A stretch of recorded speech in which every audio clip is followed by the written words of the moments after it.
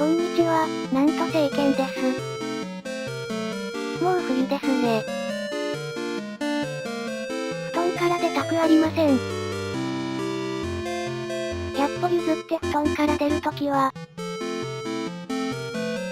朝は暖房器具が必須です。100歩譲らないと起きれないのかよ。というツッコミはなしの方向で、わらわら。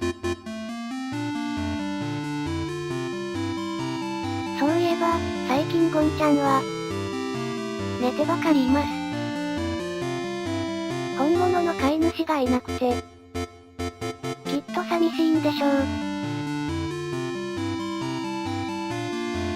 ただ、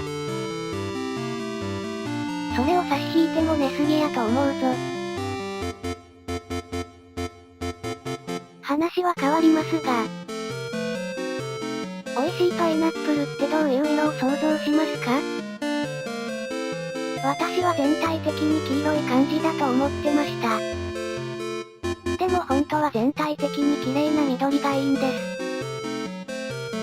そしてお尻の部分だけ黄色いんです。騙されたと思って買ってみてください。甘酸っぱくてひっくり返りますよ、マジで。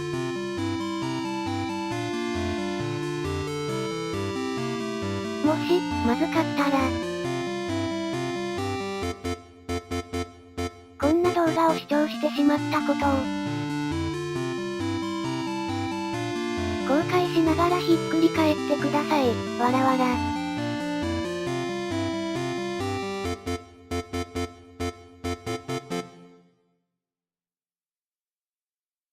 ご視聴、ありがとうございました。チャンネル登録やコメントしちゃってだぜ、わらわら。